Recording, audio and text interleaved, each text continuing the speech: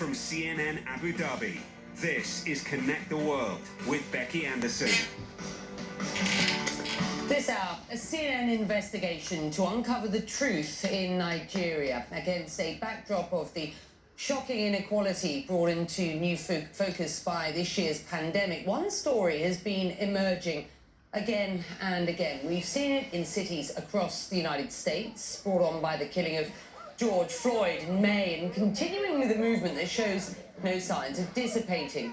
We've seen that sense of indignation in Nigeria too. The issue at the crux of these protests, police brutality, and a feeling among people that enough is quite simply enough.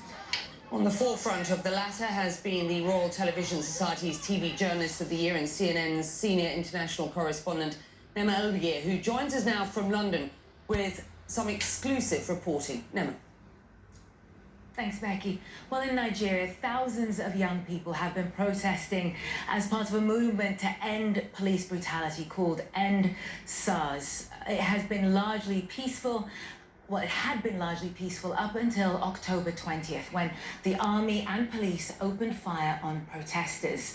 The army deny this. The Nigerian army calls any reports that they opened fire on civilians fake news. But a new CNN investigation, a team that has been going through hours of footage and spoke to over 100 witnesses, has found evidence that that official narrative is simply untrue.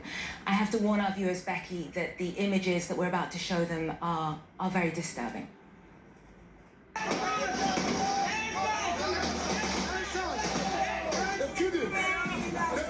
The Nigerian government denies this happened. A peaceful protest turned deadly. The police came, we were peaceful. They came and started shooting at us. CNN investigated the events at Lekki Tollgate the night of October 20th in Lagos, Nigeria. After analysing hours of footage, we are going to tell a story that is radically different than the one the authorities are telling. Now, peaceful protest, Abi? Okay, make everybody the same. Now, where's the flag? This is Godson. He was one of the demonstrators having fun live streaming the event. He, like many others, gathered in a peaceful demonstration of discontent after weeks of protest against what they called systemic police brutality and corruption. What Godson and the protesters did not know is that the army is already on its way. This is Bonny Camp, a military garrison on the south side of Lagos. We know through analysing footage they left at 6:29 p.m. heading towards Lekki Tollgate. We can see here the Nigerian government forces approaching. The protesters are gathered on the other side of the gate. As Nigerian forces get closer, you can see shots. At 6:43 p.m, we start hearing gunfire. We know this from the timestamp and data on this video. Here's another angle. They are releasing fire. They are releasing fire. Nigerian authorities say they fired blanks into the air and not at protesters.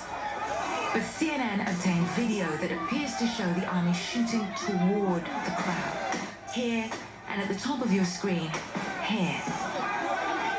In the midst of the chaotic scenes is DJ Switch, a Nigerian celebrity and activist. She is broadcasting live on Instagram. I wanted people to see what was happening. I didn't want anybody to come and twist the story. Witnesses tell CNN ambulances were stopped from entering by Nigerian authorities. You can see here people at the scene trying to conduct CPR. Please explain to me how, in which part of the world do you go to a protest with live bullets? Everybody look at this. These are the bullets that were falling. They were falling by our side that were dodgy bullets. CNN has verified that these bullet casings are from live ammunition. They are of mixed origin. Some are Serbian. This one from 2005. Nigerian military sources verified to us that these are munitions that are currently in use by Nigeria's army. And in collaboration with the Balkan Investigative Reporting Network, We were also able to procure Serbian export documents, proving that Nigeria purchased weaponry from Serbia for almost every year between 2005 and 2016. The shooting continued past midnight. Eyewitnesses tell us it wasn't just the army. At this point, they say police arrived and opened fire. My head is broken, my leg is broken, and police are still shooting at us. If I don't make it through the night, let it be known I died fighting for our freedom. So why were live rounds used at a peaceful protest? Many family members of those still missing are asking that question as they hunt for answers or the bodies of their loved ones. Elisha's brother Victor was at the protest that night.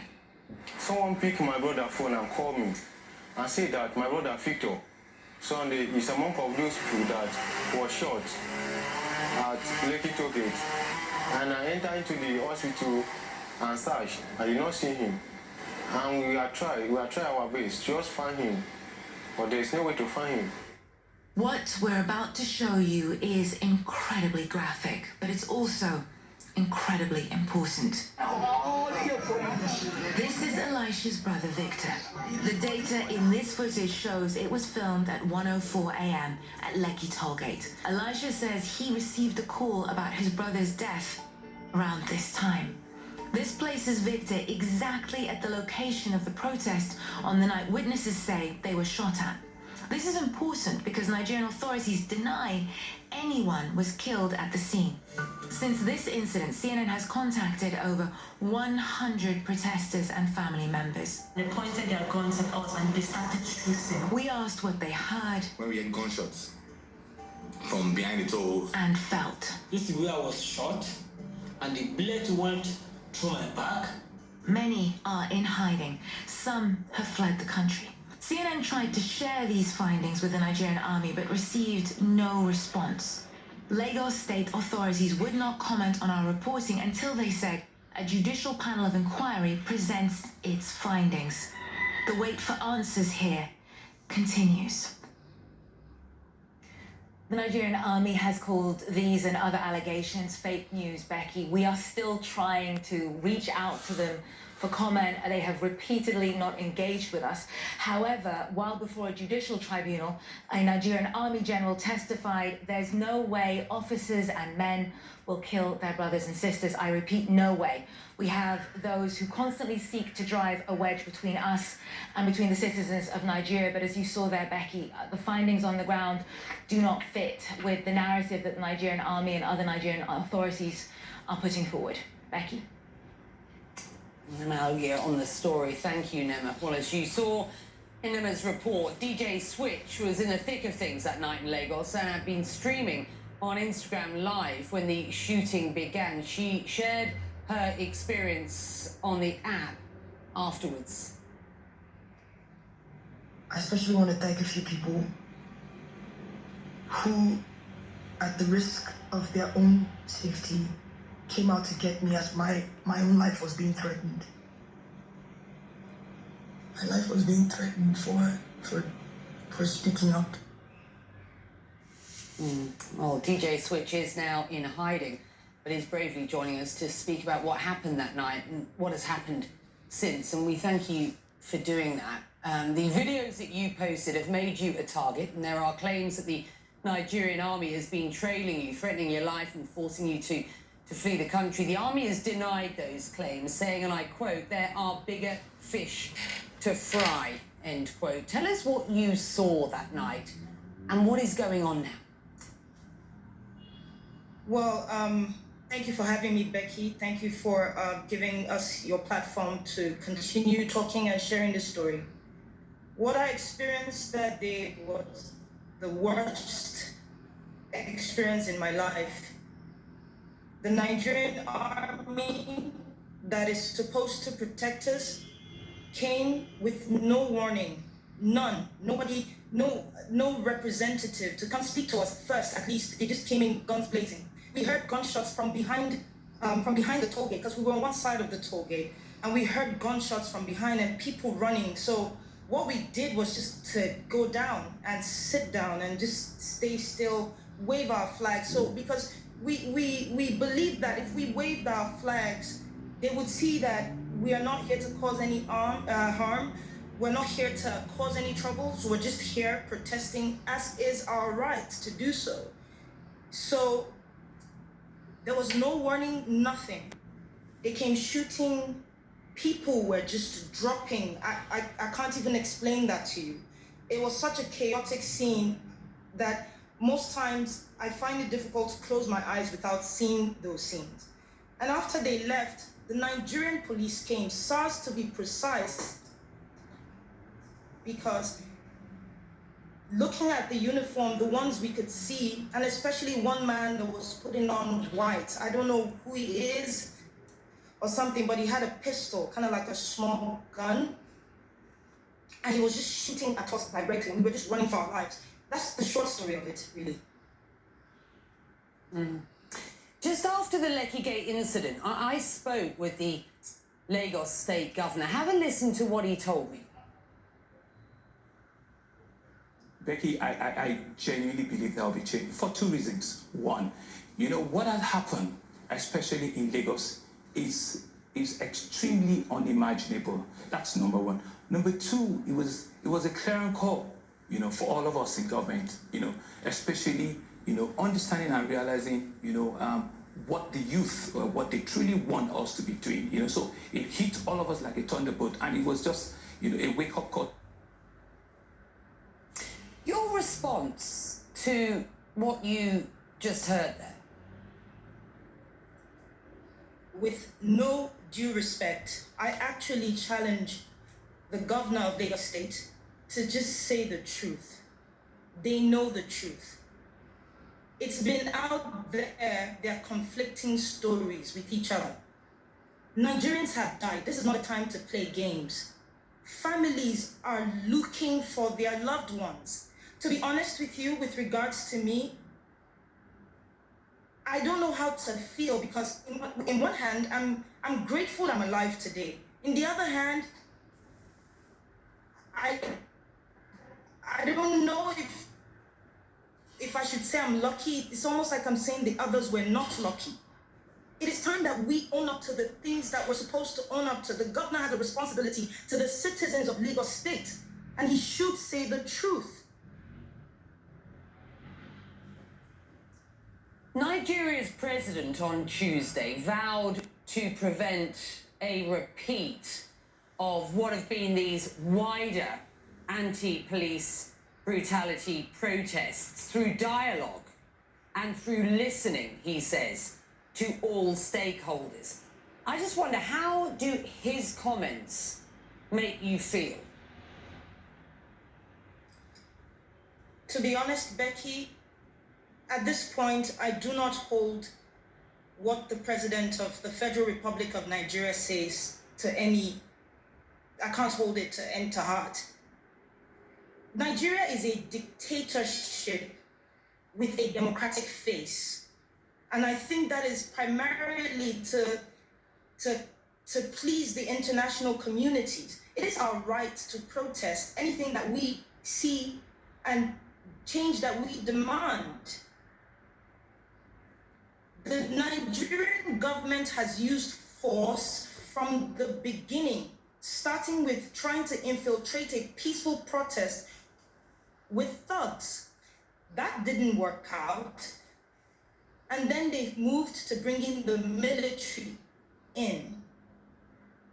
So the same government that says that they had banned SARS, and this is going for 4 to 5 years now, they keep banning the same SARS, is saying that he wants to have a dialogue. The president hasn't even come out once to address the shooting at the toll gate. So no, Becky, I do not take his word to heart. We need action, we need change, and most importantly, we need accountability. You've said about this whole experience, and I quote here, "It is cause for what I believe is just. It is shock at the response of my government towards the people it is sworn to protect. It is courage to speak up no matter what. And for me, the will to see justice, accountability, and a change in Nigeria, no matter how much is offered to me or threats to me. Do you believe that change will come? And how long do you think you will need to stay in hiding for? To be honest, I will start with the fact that the will is there. This generation, as we like to call ourselves, we call ourselves Sorosoke. That means speak up. Unlike the past, where they've oppressed our parents, they've misinformed our parents because we didn't have social media back then. They owned the media houses, they owned the newspapers. But this is a different generation. And that goes to the end where I said that I believe strongly that Nigeria will change. It's not a sprint, it's a marathon. And now the Nigerian people, especially this generation, they are speaking up. The shock for me was to see that for the first time, something that gave me such belief. I never thought I would see Nigerians come together with the same voice and speak in one voice, demanding change, demanding an end to police brutality. I never thought that our government, first time they're seeing this, would respond in the action with which they did. Seizing the passport of Mo, for example, arresting Yeroms, chasing people out of town and literally out of the country.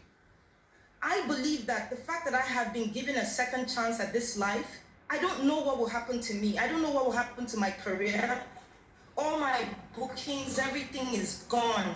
I don't know, but what I do know is this. The fact that I have this chance, I will use this opportunity to tell this story, no matter the length, no matter the breadth, I would use the opportunity to tell the story. My hope is to go back home.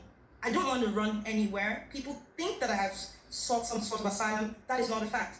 But you can't chase down everything. Those things are not important. I want to be able to go home, but I want to make sure that I've gotten my story out and story of other witnesses out under oath. And then when I'm done, I go home. If they want to pick me up at that point, there's nothing to try and silence me for anymore. So if they still want to pick me up, no problem. That will leave it there. We thank you very much indeed for making the time to speak to us today. Thank you, DJ Switch. More protests also embroiling the Thai capital. Have a look at this. This is not land for compromise. This is not. Look at my mouth. This is not compromise.